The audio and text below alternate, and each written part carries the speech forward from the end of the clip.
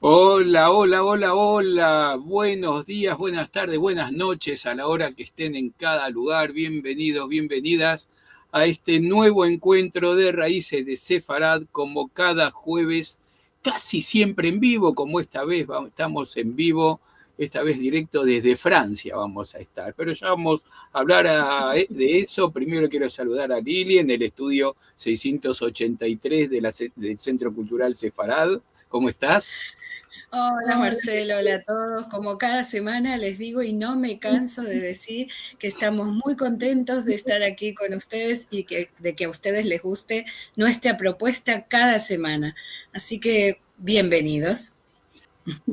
Sí, y ahora vamos a presentar a nuestro invitado de hoy, Javier Leibiuski. Él viene a presentar y a mostrarnos su libro nuevo, Del Bósforo a Villa Crespo. Javier es argentino, pero radicado en Francia, en París. Es titular de un máster en estudios hebraicos por la Universidad de Inalco de París. Es profesor de hebreo ahí mismo, en Inalco, y en paralelo está preparando su tesis de doctorado sobre el comentario de Pirkei Avot en el Meam Loes. Trabajó sobre la investigación de los judíos españoles del Imperio Otomano hacia Buenos Aires a principios del siglo XX, y de esto se trata su nueva publicación. Le vamos a dar la bienvenida, Javier. Qué alegría que estés aquí. Ahí está apareciendo, está un poco lenta la comunicación con Javier, pero se lo escucha muy bien, así que a veces lo vemos con desfasado un poco las palabras con la imagen, pero igual te escuchamos, Javier. Bueno, ¿me escuchan bien ahí? Sí, sí, sí, sí, ahí te Bueno, escuchamos. ¿Mm? bueno, perfecto. Te vemos más Bueno, frenado que antes, te voy a decir, que cuando hacíamos la prueba, pero por lo menos te escuchamos, así que vamos directamente a escucharte antes que haya algún problema. Este, bueno, y bueno, te escuchamos de lo que es apasionante, porque hemos tenido la posibilidad de leer tu libro, así que te escuchamos. bueno, muchas gracias y hola a todos. Marcelo, eso, la presentación, muchas gracias. Bueno, vamos a empezar entonces porque hay tiempo contado. Bueno, entonces les voy a presentar este libro del Bósforo a Villa Crespo, que es el fruto de una investigación que hice hace algunos años para mi universidad acá en Francia, INALCO, que es el Instituto de Lenguas y Civilizaciones Orientales de Francia, que es un tema que acá, por lo menos en Francia, y tengo entendido que en Europa en general, muy poco conocido, que es la migración de judíos otomanos hacia Buenos Aires. Generalmente acá en Europa, cuando se habla de los judíos argentinos, se asocia automáticamente a las colonias agrícolas establecidas por el barón Hirsch en el siglo XIX. Eh, lo cual también es lógico porque, bueno, los askenazíes, los judíos, los askenazíes componen, digamos, la gran mayoría de la comunidad judía argentina, y es también la comunidad cuya inmigración ha sido la más estudiada. En lo que respecta a los judíos no askenazíes, los sefaradíes, ahora vamos a hablar también de este término, existen estudios, pero por lo menos de lo que pude comprobar yo, en ningún caso se ha prestado atención específica a los judíos españoles de Oriente, o sea, del Imperio Otomano, como un grupo con identidad propia que merece un estudio dedicado y profundo. Generalmente los estudios que hablan de los judíos sefaradíes en Argentina tratan el tema como si fuera un grupo homogéneo que comparte las mismas tradiciones y culturas. Sin embargo, en realidad son grupos distintos, bien diferenciados, originarios de diversas regiones geográficas, como el norte de África, el Imperio Otomano, y como vamos a ver dentro del Imperio Otomano también con diferentes orígenes, etcétera, etcétera. Como estos judíos no contaron con una organización de colonización como los askenazíes, que lo fue a través de la Jewish Colonization Association, La inmigración de los judíos españoles hacia Argentina fue de carácter individual, lo cual también dificultó la reconstrucción de la historia. Y también existe quizás una confusión respecto a las definiciones de los judíos provenientes de diferentes áreas geográficas, que también fue un obstáculo a la hora de realizar esta investigación. Voy a hablar muy rápidamente del término sefaradí, que entonces se utiliza mayoritariamente para describir a todos los no askenazíes. Es un término que muchos ya lo deben saber, plantea una serie de problemas. Sefaradí significa en hebreo español, y es el término que fue originalmente utilizado para definir a los judíos residentes en España. Tras la expulsión de 1492 y la instalación de parte de los judíos en el norte de África y otros en Oriente, en el Imperio Otomano, el término fue generalizándose poco a poco para denominar a todos los que no son askenazíes, sino nada más a los españoles. El grupo sobre el cual trabajé yo y que intenté separar de todos los demás entonces yo los defino como judíos españoles de Oriente, que son descendientes de los judíos expulsados de España que se instalaron en el Imperio Otomano y cuya lengua vernácula es el judío español o el ladino.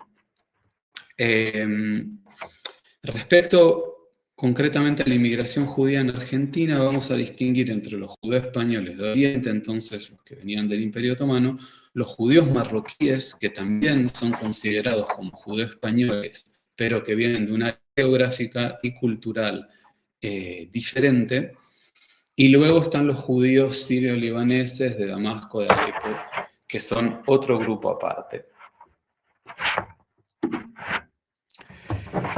La presentación y el trabajo mío comienza más o menos en 1876 con la llegada de los primeros judíos no askenazíes a Argentina, que fueron los marroquíes, que en un momento crucial en la joven república las puertas estaban abiertas para recibir inmigrantes, y esta investigación culmina en 1930, que a mi entender marca el final de la primer gran ola de inmigración judeo-española hacia Argentina. Vamos a avanzar un poquito, no voy a hablar mucho de la investigación de la metodología en sí, vamos a avanzar más al contenido. Por falta de tiempo no voy a analizar en profundidad las razones por las cuales abandonaron el Imperio Otomano. Eso lo podrán leer en mi libro si lo desean, pero de manera muy breve vamos a mencionar el antisemitismo que fue surgiendo en los nuevos estados-nación cristianos a medida que los otomanos retrocedían, lo que también generó una fragmentación del bloque judeo-español. Empezaron a haber comunidades que de repente se encontraban en países antagonistas. Otra razón pudo ser también la modernización de las comunidades, con, entre otras cosas, la apertura de las escuelas de la Alianza Israelita Universal, la Alianza Israelita Universal, a partir de 1862, que abrió una ventana hacia Occidente y difundió noticias del Nuevo Mundo. He encontrado en los archivos varias cartas que llegaban de Argentina contando maravillas sobre Buenos Aires, son cartas que fueron mandadas a la Alianza y que seguramente circulaban y ayudaban un poco a hacer correr, digamos, la noticia. También hubo periodos económicos muy difíciles que empujaron a los judíos a buscar nuevos horizontes, además de los numerosos trastornos que vivió el Imperio Otomano, como la revolución de los jóvenes turcos, las guerras balcánicas, la Primera Guerra Mundial, por supuesto, y la creación de la República en 1923. Varios también de los testigos que había entrevistado mencionaban la obligación de servir en el ejército otomano como otra de las razones por las cuales se quisieron escapar. Mi bisabuelo paterno, por ejemplo, fue una de las razones también que siempre mencionaba. Desde el inicio de la Revolución de Mayo, los fundadores de la República Argentina tenían intención de poblar el país. Ya en 1810, el año de la primera revolución, el gobierno provisional invitaba, cito, a ingleses, portugueses y otros extranjeros que no estén en guerra con nosotros a establecerse en Argentina. En 1812, el gobierno encabezado por Rivadavia prometía el goce de todos los derechos concedidos a un hombre en una sociedad a los inmigrantes de todas las nacionalidades. En 1823, como gobernador de la provincia de Buenos Aires, Rivadavia adoptó una política de fomento activo de la inmigración. Si bien el gobierno fomentaba principalmente la inmigración proveniente de Europa Central y del Norte, la entrada al país no estaba vedada a inmigrantes de otras regiones, cito, menos deseadas, según la definición que daban en la ley. A partir de la segunda mitad del siglo XIX, observamos una inmigración procedente de Europa del Este, entre la cual se encontraban los primeros judíos askenazíes, en particular en 1888, con la llegada del barco Besser. En 1876, entonces, como dijimos antes, año de la llegada de los primeros inmigrantes no askenazíes, los marroquíes, la llamada Ley Avellaneda regularizó el proceso de absorción de inmigrantes en Argentina. A esto podemos agregar la libertad de culto, el hecho de que la Argentina estaba lejos de los conflictos bélicos de Europa y del Imperio Otomano, y por supuesto, en el caso de los judíos españoles, la lengua, que seguramente facilitó su instalación. Una estructura construida con ese fin, entonces, el de integrar a los nuevos inmigrantes, el Hotel de Inmigrantes, ubicado en el puerto de Buenos Aires, debía acogerlos y proveerles ropa y alimentos durante los primeros días tras su arribo. Los inmigrantes también recibían pasajes de tren para llegar a sus destinos finales si es que se dirigían al interior del país. El Hotel de Inmigrantes estaba administrado por el Departamento de Inmigración. Era un edificio muy grande, construido en madera con techo de chapa. Aunque las condiciones sanitarias eran precarias, ofrecía un techo y comida a los recién llegados. Podemos ver en la foto, el dormitorio era una gran sala con literas, por ejemplo. El periodo comprendido entre 1880 y 1930 se caracterizó por un flujo sólido y constante de inmigrantes hacia Argentina. Las cifras muestran un total de 3 millones de inmigrantes durante esas 5 décadas.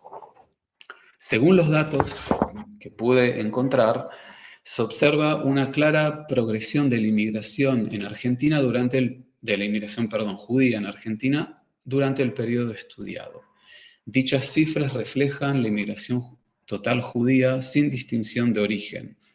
Pasamos de 1.572 judíos en 1888 a casi 230.000 hacia 1930. Cabe destacar que en el caso de Buenos Aires, los judíos españoles de Oriente representaban aproximadamente el 4,5% de la población judía total hacia finales del periodo analizado, alrededor de unas 10.000 personas, en comparación con los judíos askenazíes provenientes de Europa Central y Oriental, que constituían el 82% más o menos. Los primeros judíos españoles de Oriente que llegaron a Buenos Aires se establecieron en el centro de la ciudad, muy cerca del puerto, en las calles Reconquista y 25 de Mayo para los que conocen Buenos Aires. Aunque la migración judeo-española fue de carácter familiar, se llevó a cabo en varias etapas. Los primeros inmigrantes eran en su mayoría hombres jóvenes solteros. Alquilaban habitaciones en grupo hasta conseguir estabilidad económica, abrir su propio comercio o encontrar una vivienda mejor. Posteriormente, poco a poco, llegaba la familia. De manera general, la elección del lugar de residencia estaba influenciada por las oportunidades laborales, pero también por la presencia de familiares, amigos o incluso personas del mismo origen geográfico. Cada grupo se instalaba en una zona diferente de la ciudad, fundaba sus propias instituciones comunitarias para ayudar a sus miembros, rezar con ellos y ser enterrados entre los suyos. Así, el modelo de instalación en Buenos Aires se asemejaba al de su tierra de origen. José Tarica, nacido en Buenos Aires en 1930 de padres provenientes de Rodas, explica la elección de la zona portuaria de Buenos Aires. Cito: como todos los judíos sefardíes, mis padres se instalaron cerca del puerto. Era el lugar más lógico para asentarse, después de un largo viaje, especialmente en las calles Reconquista y 25 de Mayo. También era la calle de los cafés, donde la gente jugaba, bebía raquí. Estela Levy en su libro Crónica de una familia sefaradí menciona el café Buchuk, donde se reunían todos aquellos que no tenían familia en Argentina para comer platos típicos, comprar y vender mercancías. La mayoría de los judíos españoles establecidos en este barrio eran vendedores ambulantes. Con el tiempo, algunos lograron abrir un negocio donde principalmente vendían telas, algunas de fabricación argentina y otras provenientes de Europa. En cuanto al culto religioso, los primeros servicios se celebraban en casas particulares. En 1905 se fundó la primera sinagoga judeo-española de Buenos Aires, Etz Haim, en el primer piso de una modesta casa en la intersección de las calles 25 de Mayo y Viamonte. Esta sinagoga también contaba con una asociación femenina llamada El Socorro, fundada en 1908, con el objetivo de ayudar a los más necesitados de la comunidad. Los judíos españoles tendían a mantener vínculos con sus comunidades de origen. En el mismo barrio, los judíos provenientes de Rodas abrieron su propia sinagoga, Bnei Zion. La comunidad, fundada el 10 de junio de 1917, contaba inicialmente con solo 20 miembros. Hacia 1920 ya sumaban 200. En 1917, Bnei Zion también inauguró una asociación benéfica, La Unión, en la calle Reconquista 674, dedicada a ayudar a los necesitados y promover la unión entre los diferentes grupos judíos. La comunidad del centro se desarrolló hasta la crisis de 1930, la cual marcó el inicio de su declive. La zona céntrica se empobreció, la calle Reconquista perdió su esplendor. Las familias judías comenzaron a abandonar el barrio y se unieron a otras comunidades, principalmente en los barrios de Villa Crespo, Flores y Colegiales, como veremos a continuación.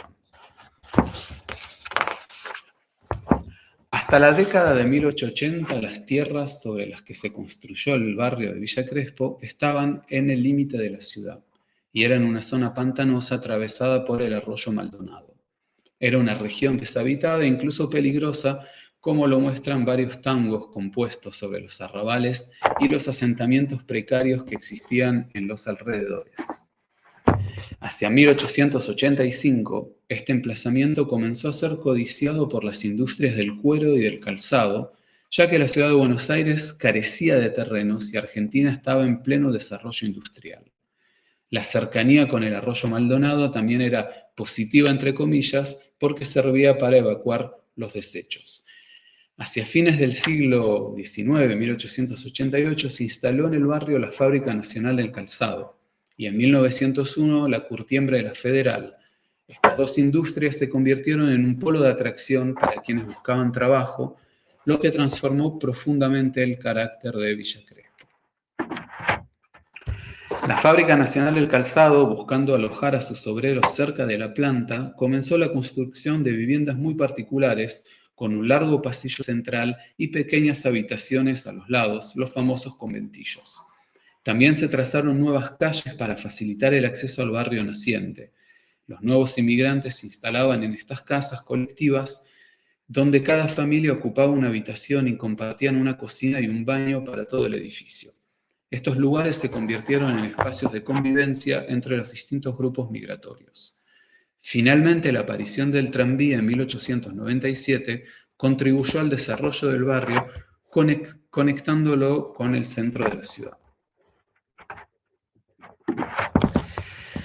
Como otros grupos de inmigrantes, los judíos comenzaron a instalarse en este barrio para aprovechar las oportunidades laborales y de vivienda. Primero se establecieron los judíos askenazíes, seguidos por los judíos de origen turco y balcánico. Hacia 1930 se contabilizaban alrededor de 30.000 judíos en el barrio. La mayoría de los inmigrantes judíos eran obreros, sastres, carpinteros, tejederos y vendedores ambulantes, conocidos como cuenteniks, quienes recorrían el barrio a pie para vender sus productos. Más adelante pudieron comprar bicicletas y finalmente abrir sus propios comercios. Los judíos originarios de Esmirna comenzaron a concentrarse en el barrio de Villa Crespo.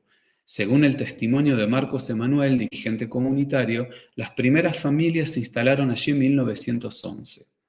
Otros grupos judeoespañoles, como los provenientes de Estambul y Rodas, así como un pequeño grupo llegado desde Jerusalén, optaron por otros barrios. El hermano de Marcos, David Emanuel, relata: cuando mi padre llegó a Buenos Aires en 1911, este barrio estaba fuera de la ciudad. Había pocas casas y estaba poco poblado. Había ferias de caballos. Cuando mi padre llegó desde Esmirna, abrió un pequeño almacén y vendía de todo: relojes, pistolas, pantalones, a todos los que frecuentaban estas zonas. Numerosos testimonios aportan luz sobre las razones de esta nueva migración interna desde el centro hacia Villa Crespo. Podemos citar, por ejemplo, a Linda Bensignor, nacida en Vilna en 1910, hija de una familia turca de Esmirna. Cito: en Villa Crespo vivía el hermano de mi madre.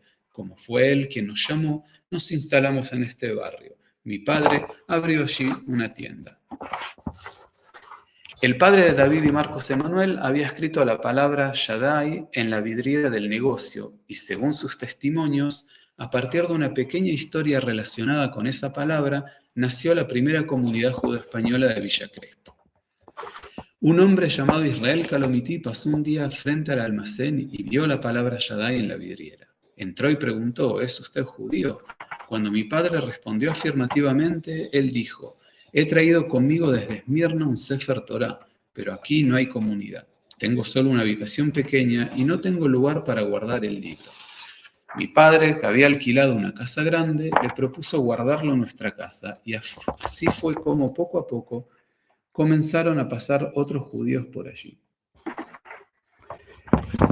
David Emanuel continúa su relato. Entonces mi padre, al ver que ya había unos 10 judíos, un minyan, los llamó a casa, les mostró el libro y les propuso formar una comunidad. Les sugirió aportar un peso mensual para alquilar un espacio, una habitación pequeña. Mi padre alquiló la sala. Uno de los primeros miembros, que era carpintero, construyó un arca para guardar el libro y mi padre compró 10 sillas. Estos primeros oficios religiosos judeoespañoles se realizaron en esta habitación hasta que en 1914 se fundó el primer templo en la calle Gurruchaga 421, Ka'al Kadosh y Talmud Torah, la Hermandad Sefaradí, lo cual atrajo más judíos de ese mismo origen. Sobre la creación de esta comunidad, David Emanuel relata: la sala comenzaba a quedar chica, así que alquilamos el local de la calle Gurruchaga. Mi padre les dijo a todos: tenemos niños, creemos también un Talmud Torah. Teníamos un jajam, el señor Burchuk, que era zapatero. Respecto al jajam, al rabino, debe señalarse que la comunidad judeoespañola no tuvo su propio rabino hasta finales de la década de 1920. Se mantenía fiel a los rabinos de sus ciudades de origen. Así, cuando moría un rabino en alguna de esas ciudades, se celebraban oficios en su memoria en Buenos Aires. En estas comunidades eran los dignatarios quienes establecían las normas. A menudo se llamaba rabino a un dirigente, aunque no lo fuera formalmente, simplemente por encargarse de organizar matrimonios, circuncisiones y la enseñanza del Talmud Torah. Para cuestiones religiosas, los judíos turcos preferían consultar al rabino Samuel Halfon, que era el rabino principal de la ciudad. Según los testimonios, las distintas comunidades compartían momentos festivos y religiosos en comedores y patios. Se solía ver judíos no askenazíes en bautismos y comuniones y a gentiles en fiestas judías, Brit Milá, Bar Mitzvah, etc. Los niños jugaban juntos sin importar el origen o la condición social y religiosa de sus padres. David Emanuel relata: cuando se acercaba la fiesta nacional del 25 de mayo, los policías de la comisaría venían a ver a mi padre para decirle que necesitaban gente para la celebración. Entonces mi padre reunía a la comunidad y todos se dirigían a la comisaría para festejar el evento. En la investigación de Adriana Brodsky encontramos un dato interesante al respecto. Ella cita un fragmento del periódico judío argentino de 1930, La Luz, que describe esa celebración del 25 de mayo en la comunidad de la calle Camargo, en Villa Crespo.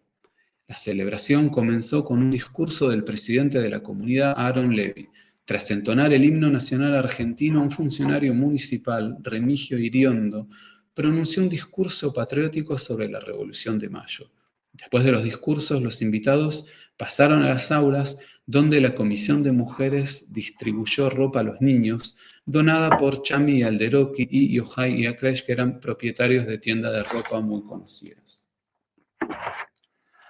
Otra información sobre la integración de los judíos españoles en el barrio se encuentra en el artículo de Graciela Teba de Rivas sobre el tango y los judíos. Cito: una vez, en un concierto de Osvaldo Pugliese, el público pedía insistentemente su tango más famoso, la yumba.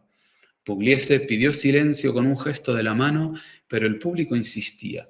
Entonces se levantó y dijo: les pido perdón, pero quiero dedicar este tango a la señora Alegra Javif, una vecina que siempre me escucha cuando toco el piano y me trae bollos y huevos jaminados recién salidos del horno, también baklavás y mostachudos. Nunca deja de ofrecerme lo que cocina.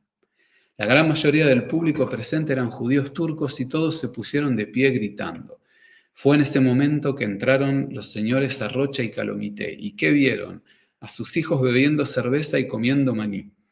Los hicieron salir a la calle para reprenderlos severamente, pero los jóvenes respondieron: ¿qué se puede hacer? A donde sea que vamos se escucha tango. Aunque en casa escuchemos las canciones judeo-españolas de nuestras abuelas, nos gusta el tango.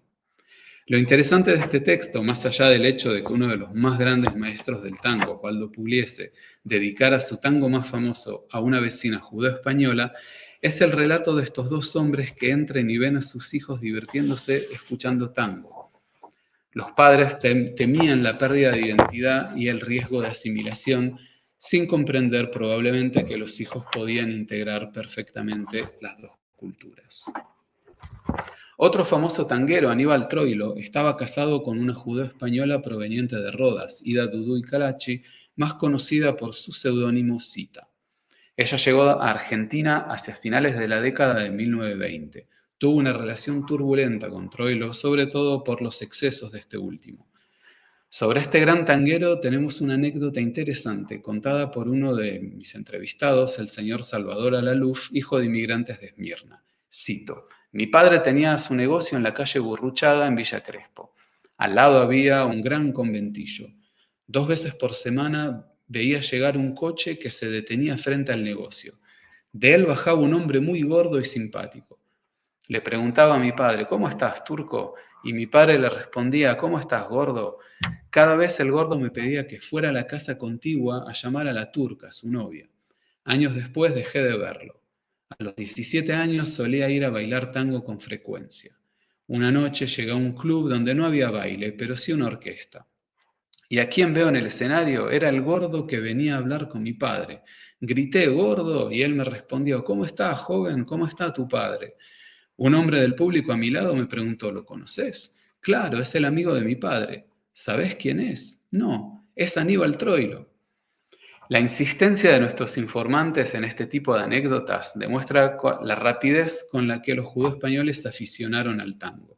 Es un reflejo de la importancia que tiene para ellos su herencia cantada, fundamental en la cultura judeo-española, su cultura musical de canto vocal y la plasticidad de su repertorio. Las temáticas de los tangos se asemejan a la canción lírica judeo-española y sobre todo al rebetico, un popular género musical griego urbano que floreció sobre todo en Esmirna a principios del siglo XX. Según Carlos Schwarzer, la calle Gurruchaga se parecía a una calle de Esmirna. Los vendedores ambulantes pasaban con sus tabás y pailones, grandes bandejas redondas de hierro, con baklavás, cadaif, reyas, mulupitas, bollos, burrequitas, chamalí, semillas de girasol o calabaza, almendras o castañas.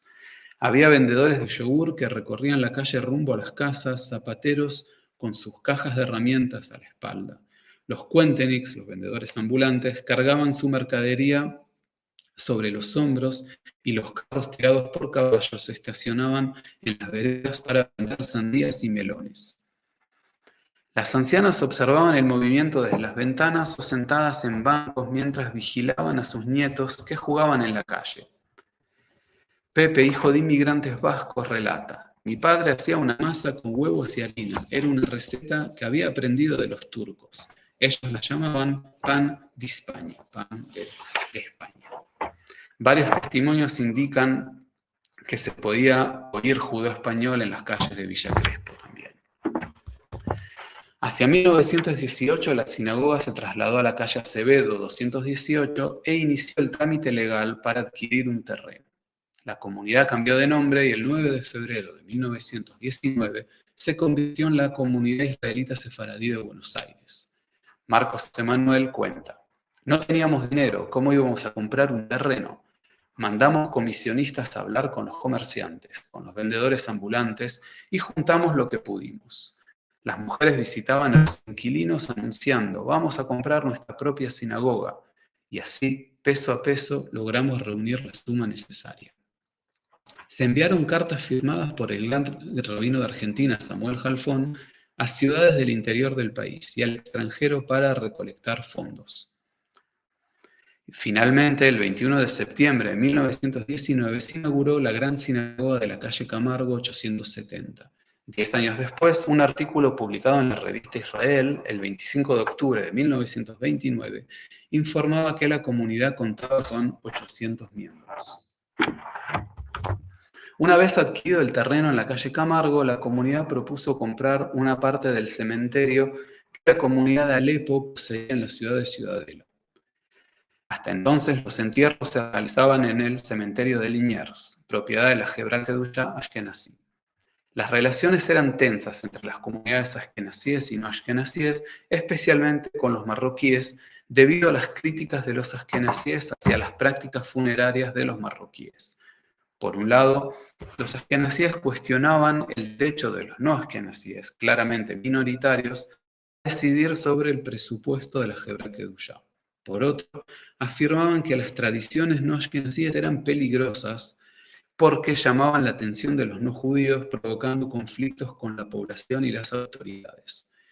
Aunque no tengo descripciones precisas de esas prácticas peligrosas, entre comillas, se presumen que eran las mencionadas por el rabino ashkenazí Henry Joseph, cito, manifestaciones ruidosas con llantos y gritos y entierros sin ataúd.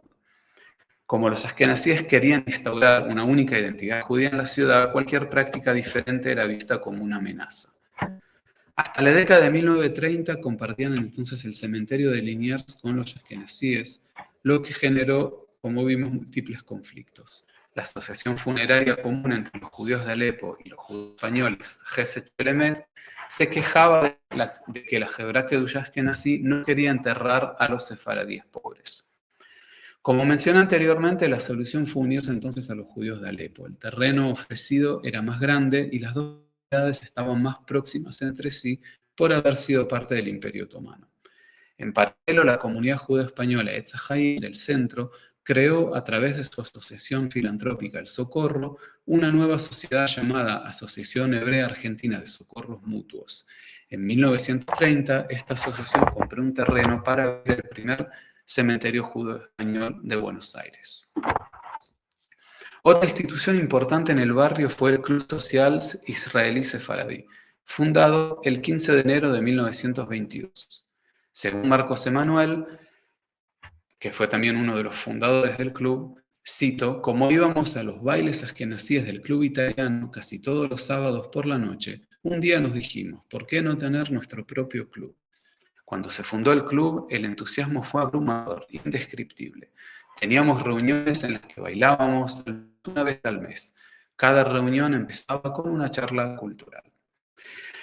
En general, los límites de las comunidades y por consiguiente el acceso a los distintos clubes e instituciones estaban bien definidos. Para ser admitido, era necesario ser presentado por alguien que ya fuera miembro, lo que servía de, cito, garantía de buena conducta y buena reputación.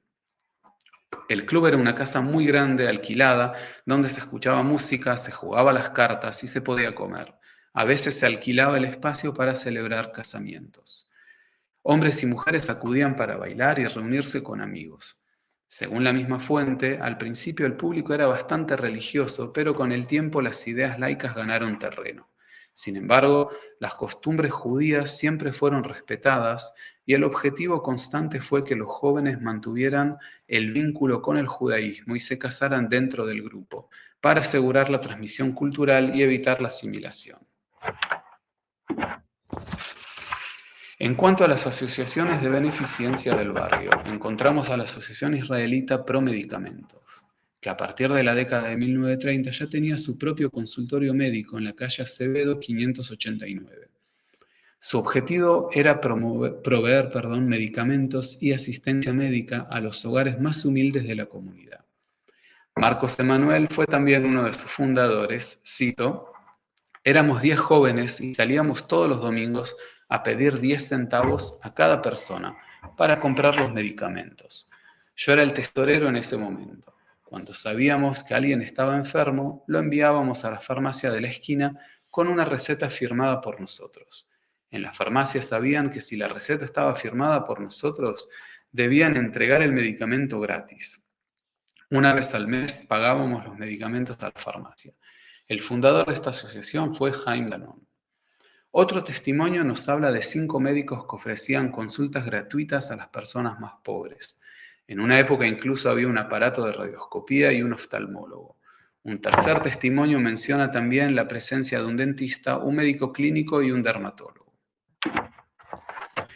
En cuanto a los conventillos, era un mundo diferente, el mundo de la familia en el que la cultura judeo-española estaba muy presente. Como vimos anteriormente, los conventillos tenían 2 o 3 pisos con largos pasillos que rodeaban 1 o 2 patios internos. En los pasillos había una serie de departamentos con 1 o 2 habitaciones como máximo. En cada pieza se acomodaban 1 o 2 familias inmigrantes. La cocina, el baño y el lavadero eran compartidos por todos los habitantes.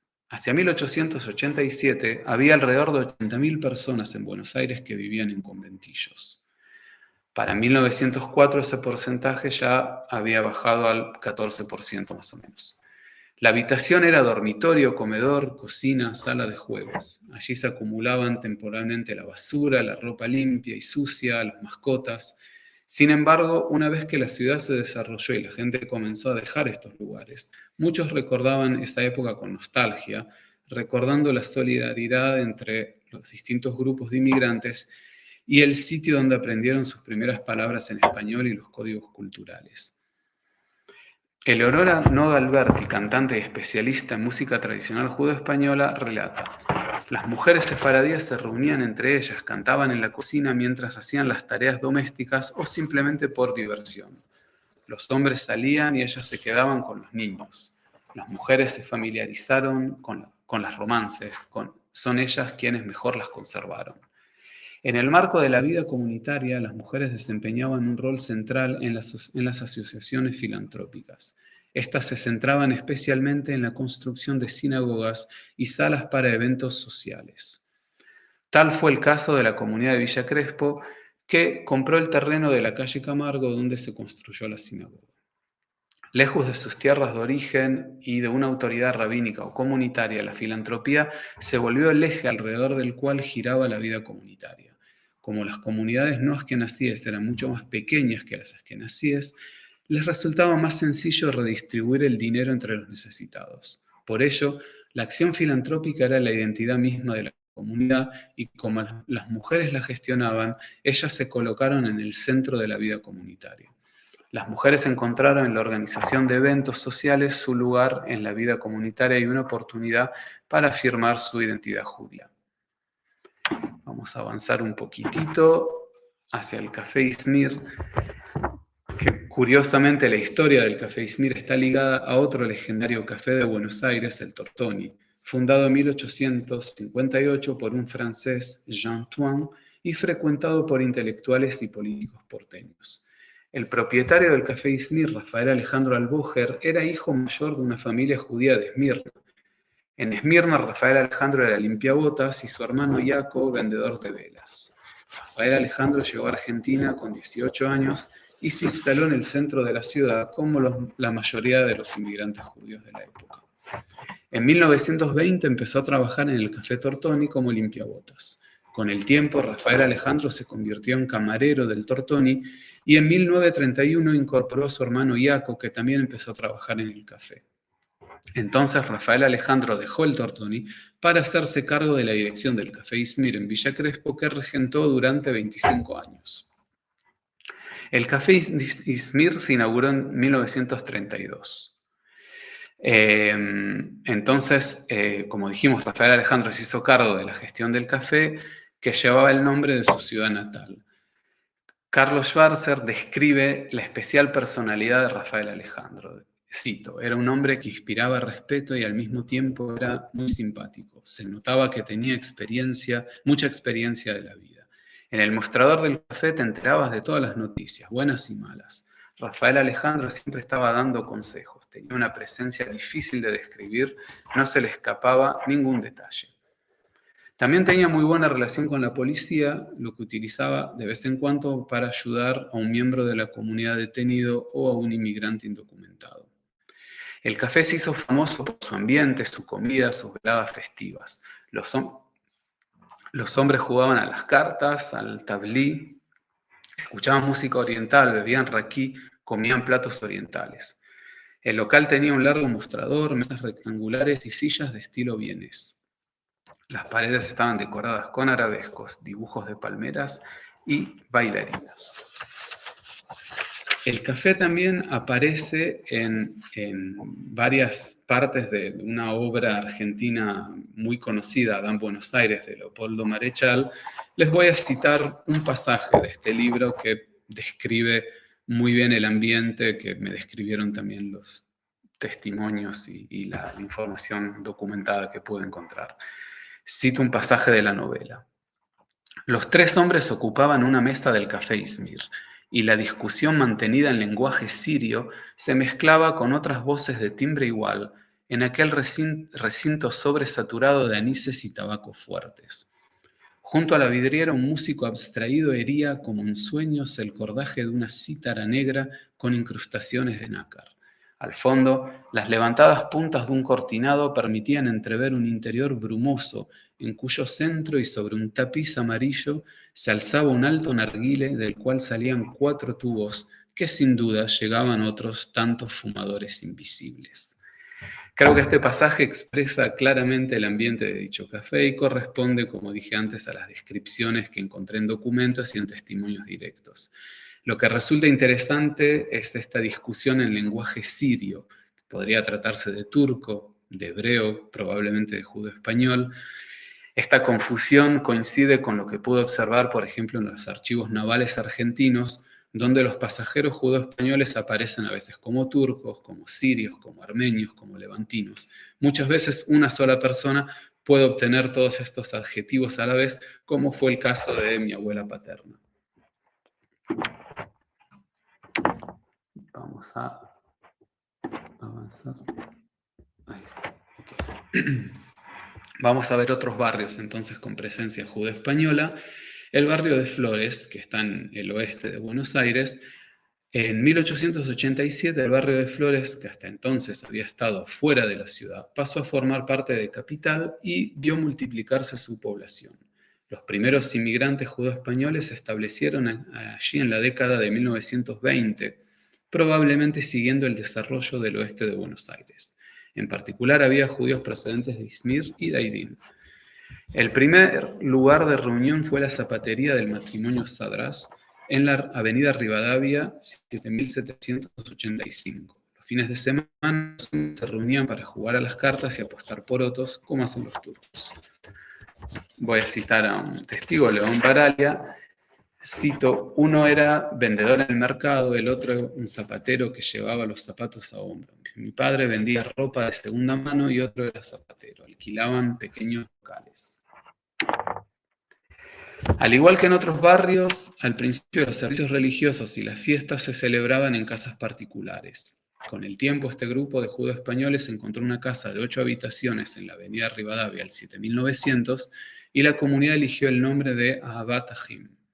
Cuando la comunidad comenzó a crecer y su situación económica mejoró, el lugar de culto se trasladó a una casa en la calle Campana 243. Junto a la sinagoga de la calle Campana, la comunidad había abierto también un centro cultural, la Unión Juventud Israelita de Flores, que más tarde se convirtió en la Asociación Israelita Sefaradí Unión Hermanos de Flores, AISU, donde se organizaban bailes y reuniones juveniles. A medida que la situación económica de los inmigrantes mejoraba, la comunidad crecía. Empezó a organizar actividades recreativas, juegos de cartas y deportes para sus miembros. Pero como consecuencia de esta movilidad social ascendente, algunos empezaron a mudarse a otros barrios, abandonando poco a poco la comunidad.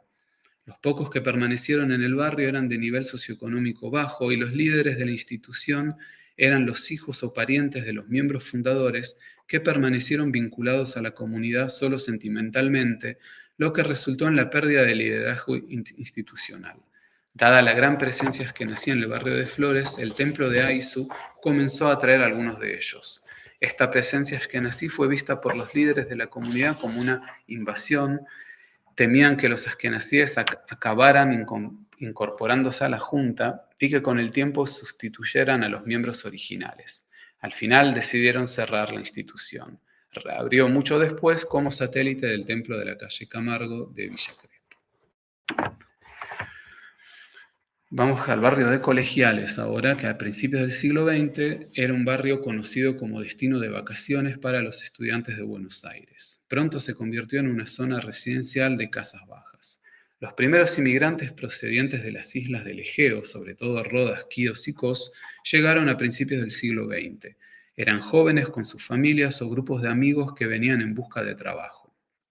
Al principio se instalaron en el centro de la ciudad junto con otros judíos de Turquía que ya tenían su institución, pero luego se fueron trasladando paulatinamente hacia el norte de la ciudad, a los barrios de Belgrano, Coglan y especialmente Colegiales. Su principal motivo era mantener los matrimonios dentro del círculo del mismo lugar de origen y también probablemente por disensiones con otros judíos de origen otomano.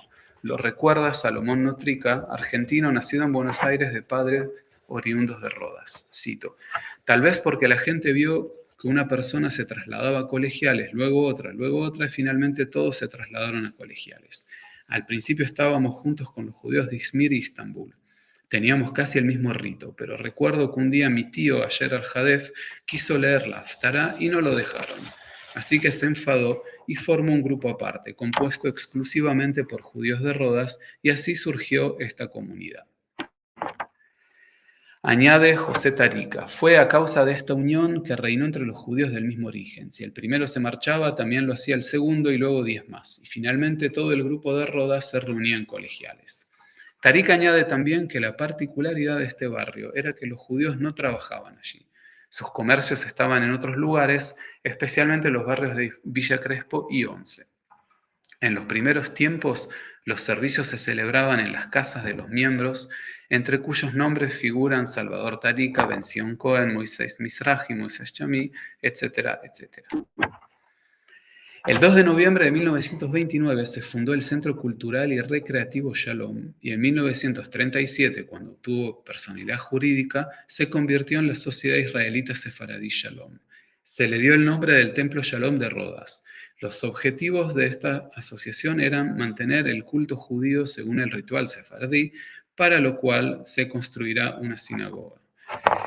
José Tarica nos cuenta la historia de la creación de este lugar de culto. Cito: la institución Shalom se fundó en 1929, pero no teníamos una sede fija. En la década de 1930 mi padre ganó la lotería y con el dinero compró una casa en la zona de Colegiales. Era una hermosa casa donde el grupo Shalom se reunía para los servicios de oración. No fue hasta mucho más tarde, en 1935 o 37, que el mismo grupo apoyó la idea de crear una sinagoga Shalom propiamente dicha. Recibieron una donación de terreno para construir el edificio que aún existe. En los primeros años la comunidad no tenía rabinos, se elegía un voluntario para cantar y se celebraban servicios los viernes y sábados, así como los lunes y jueves para la lectura de la Torá. Al mismo tiempo fundaron una asociación benéfica femenina, La Unión, para ayudar a las familias más pobres. El periódico La Luz informaba de que en las fiestas nacionales y judías se repartía ropa y comida a los pobres y también se proporcionaba ayuda económica y, cito, no había miseria que no fuera debidamente atendida por la solidaridad. El barrio de Almagro. Encontré poca información sobre esta comunidad, principalmente de judíos de Estambul, que se fundó hacia el final del periodo que estudié, en 1930. Como ya mencioné antes, los judíos de Estambul se reunían en casas particulares o en locales alquilados. Lograron organizarse en comunidades en 1930 y compraron su primer inmueble en la calle Tucumán al 3100 en el barrio de Almagro, contiguo al barrio de Villa Crespo. Se trasladaron a la calle Salguero 758, donde aún hoy funciona la comunidad. Su verdadero desarrollo se produjo en 1947 cuando la comunidad adquirió personería jurídica. El último grupo, los Yerushalmim, se trata de un pequeño grupo que venían de Palestina, venían de Jerusalén, Safed, Tiberíades y Hebrón. La mayoría de ellos eran judeo-españoles. Eran los únicos que hablaban hebreo, además de judeo-español. Se unieron a la comunidad alepina en todos los aspectos de la vida religiosa. Las primeras donaciones a esta comunidad se remontan a 1909. Los miembros fundadores de la Asociación Israelita Sefaradí Templo Jerusalén fueron José y Elías Levi, los hermanos Alacid, Salvador Kamji y Salvador Dávaro. La comunidad se fundó en los años 20, inicialmente en la tienda de Jacobo Dayan, en la calle Larrea, en el barrio de Once, donde ya había una comunidad askenazí y otra alepina. La comunidad se trasladó luego al número 463 de la calle Pasteur, en el mismo barrio, y cerró en 1931. Durante la década de 1930, los Yerushalmim, fuertemente identificados con sus ideas sionistas, se unieron al Centro Sionista Sefardí y se volvieron muy activos en la recaudación de fondos para Israel. Esther Tobi, que nació en Jerusalén en 1927 y llegó a Buenos Aires en 1930, nos contó que en los primeros tiempos el grupo estaba formado por apenas 10 familias y que abandonaron Palestina por problemas con los habitantes árabes y falta de perspectivas económicas. Lamentablemente existe muy poca información sobre esta comunidad tan pequeña. 5 minutos, Javier, ¿está bien? Ya estamos en el final. Acá les voy a mostrar 2 fotitos de mi familia. Acá una foto que tenía una prima de mi papá, Rosa Israel, Rosa Samuel, perdón, donde aparentemente estuve ahí consultando con mis primos. La de la derecha es mi abuela paterna y las otras son sus hermanas, pero no están todos de acuerdo. Es una foto muy, muy vieja, no sé de qué año es. Y luego también esta foto, del otro lado había un texto escrito en solitreo, entonces en cursiva sefaradí, que me la traje para acá, para Francia, y con mucha dificultad logré, con ayuda de una profesora en la universidad, descifrar lo que decía, aunque no está muy claro, pero parecería ser como una especie de maldición o algo así. Esta noche acuéstate derecha y levántate torcida. No sé quiénes están en esa foto y la prima de mi papá tampoco sabía. Bueno, unas curiosidades. Vamos a concluir entonces, vamos a cerrar esta presentación. Me gustaría subrayar que los judíos españoles de Oriente en Buenos Aires representan una comunidad, por un lado, y entre comillas, invisible, como fundamental. Invisible porque durante décadas quedaron a la sombra del relato dominante de la inmigración judía, centrado casi exclusivamente en las experiencias que nací, especialmente en el exterior de Argentina, ¿no? Pero fundamentales porque construyeron una red comunitaria sólida y activa con sus propias instituciones, prácticas culturales y formas de organización social. A través de sinagogas, asociaciones de beneficencia, clubes, cafés y sobre todo a través de la vida cotidiana en barrios como el Centro, Villa Crespo, Colegiales o Flores, los judíos españoles supieron mantener una identidad específica, heredera del mundo otomano, del judío español y de Sefarad. Este relato nos recuerda que la identidad no es fija ni homogénea. Es el resultado de vínculos, adaptaciones y decisiones individuales y colectivas. Y en ese sentido, la experiencia judeo-española en Buenos Aires es una historia de resiliencia, creatividad y pertenencia. Se trata de una minoría dentro de una minoría, que muestra las dinámicas y procesos de agrupamiento identitario que tuvieron lugar durante su adaptación a la nueva sociedad en Argentina. En mi opinión, en el caso de los judíos españoles, el hecho de haber pertenecido dentro del Imperio Otomano a una sociedad multilingüe y multireferenciada facilitó su instalación en Argentina. Muchas gracias. Ahí tienen la información de mi libro, si les interesa profundizar más en el tema. Impecable, Javier. Corté un poquito, pero... No, perfecto. Y bueno, en algunos párrafos contaste la historia de mi vida, ¿no? Yo soy de 4 abuelos sefaradíes. De hecho, cuando por ahí contabas, bueno, 2 cosas puedo destacar. Que una es cuando hablabas del plan medicamentos, ahí trabajaba, digamos, era voluntario mi tío, que era médico, y que no solo fue de los precursores del plan medicamentos para darle medicamento gratis a quien no tenía recursos, sino que la familia cuenta que los viernes no atendía pacientes de su atención normal, sino que agarraba el auto y se iba a visitar a quien lo necesitaba sin cobrar honorarios. Y lo otro, cuando hablabas de este tal Ayer Al-Hadef, que es el que se embroncó porque no podía leerla para allá, bueno, era mi abuelo, que puedo dar fe que era muy cabrón, eso sí lo puedo dar fe. Bueno, y por otro lado, todos los comentarios de José Tarica, bueno, con quien tuvimos mucho contacto y tenemos muy buen recuerdo.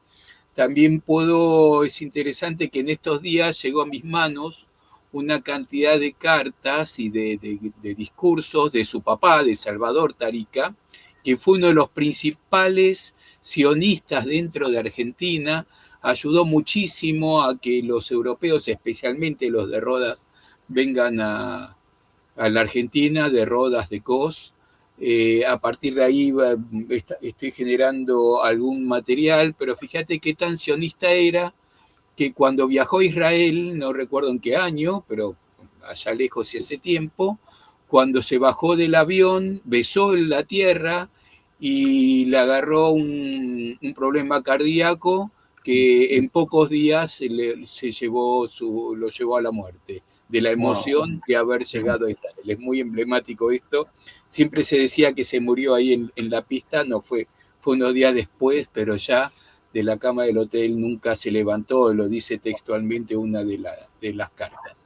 Así que bueno, contaste toda mi historia, yo nací en Colegiales, a la vuelta de Shalom, así que viví esto, y bueno, estamos pensando también que ya para el 2029 va a ser el centenario, así que ya estamos también pensando algunas cositas.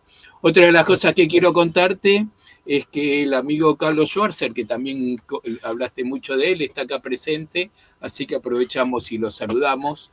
Bueno, le mando un saludo. Sí, le mandamos saludos y que se mejore pronto, que estaba medio pachucho.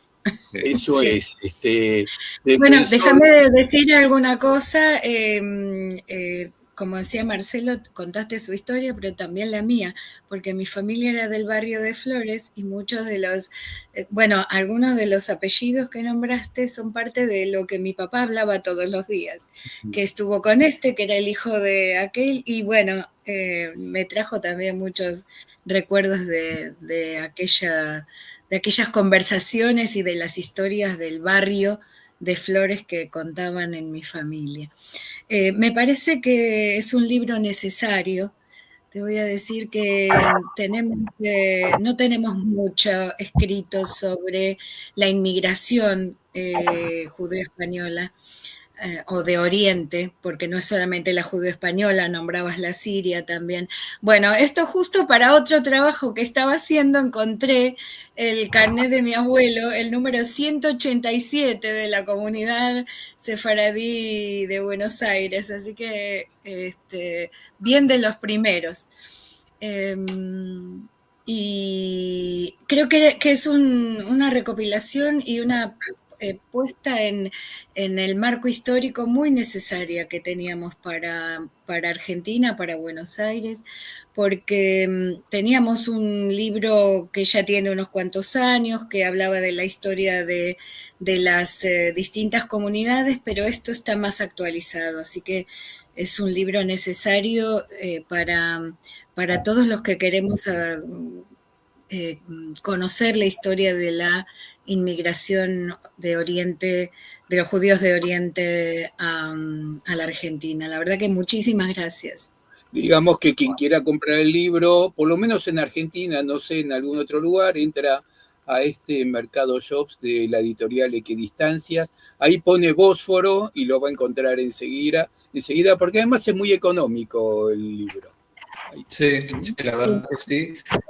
Y en el sitio de la editorial, si alguien se conecta desde otra parte del mundo, da varias opciones y cliqueando en si está en Europa o en Israel o en Estados Unidos, va a llegar, digamos, al lugar indicado para poder adquirirlo desde donde esté. Así que está bastante claro.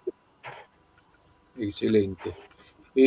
Bueno, tenemos algunos saludos. Vamos a saludar a Eduardo Treviño Garza, vamos a saludar a Aida Benaltalef desde Tucumán, también a Alan Carciente que está en Caracas, a Carlos Schwarzer, a Edgar Ramírez que nos habla del Pichuco Aníbal Carmelo Troilo Bañolo, era el nombre completo de Aníbal Troilo Pichuco. Y Edgar que te dice excelente relato que has hecho. Y doy fe porque escuché mucho yo de muchos lados esto que contaste y la verdad que lo hiciste en forma excepcional. También Susana nos está saludando. A pesar que te vimos medio mal, te congelabas cada tanto, pero te escuchamos impecable, así que eso está fenómeno. Bueno, eso fue lo principal y ya en poco tiempo nos vemos en persona. Perfectamente. Sí, en poco tiempo nos vemos en Buenos Aires y justo acá tenemos una recopilación de las presentaciones de Javier y bueno, los que están en Buenos Aires o los que van a estar en este tiempo, en este mes de agosto, pueden también venir a verlo en persona y llevarse un libro autografiado. Así que estaremos muy contentos de recibirlo. Bueno, y con todo esto nos vamos despidiendo. Vamos a recordarles, sí, qué es lo que viene. Gracias, Javier. Va a ser un gustazo tenerte por aquí también y compartir un café y una cerveza. Y bueno, para los demás, en cualquier parte del mundo que quieran seguir con nuestras actividades, como saben, los domingos nuestra actividad en ladino, que se ha convertido en un emblema de la lengua, con de Salonic a el Bronx, con Ross Cohen y Jack Saraya, que está organizado por la Liga Americana del Ladino, una asociación muy reciente que se formó en Estados Unidos para la defensa y promoción de la lengua. Y el jueves que viene nos metemos con Espinosa. No va a ser la única vez en el año que nos vamos a meter con Espinosa, ya van a ver, ya hay programadas algunas otras cosas. Es de los temas que más le gusta, son de los más visitados, y este es un tema muy especial, muy particular, porque junta el tema del judío español con Espinosa, así que esto será el jueves que viene, también en vivo, en este caso, desde Madrid, así que volvemos a Europa. Así Aprovecho, Marcelo, para contarles a todos que estamos ahora con un curso online sobre Moisés y Espinosa. Tuvo su primer encuentro esta semana martes para una semblanza histórica y puesta en tema. Y bueno, si quieren ver más sobre el curso y participar, estamos en un ciclo que ya empezó en la primera parte del año con una serie de cursos cortos sobre Espinosa con el profesor Fernando Mancebo. Así que los invitamos a entrar en la página y a participar de estos cursos. Los cursos son online, así que los invitamos a todos, no importa dónde estén. En este caso, como el tema es muy amplio, serán 8 encuentros. Como les dije, tuvimos el primero, pero todos los encuentros quedan grabados, así que se puede recuperar pronto para estar en vivo la próxima semana. Y ahora sí, nos vamos. Gracias, Javier, una vez más. Gracias a ustedes. Gracias. Nos veremos por aquí. Nos vemos pronto por aquí. Y a todos los demás, muchas gracias por estar y por apoyarnos. No se olviden de poner el pulgarcito y compartir y todas estas cosas. Nos vemos el domingo o el jueves que viene. Chao.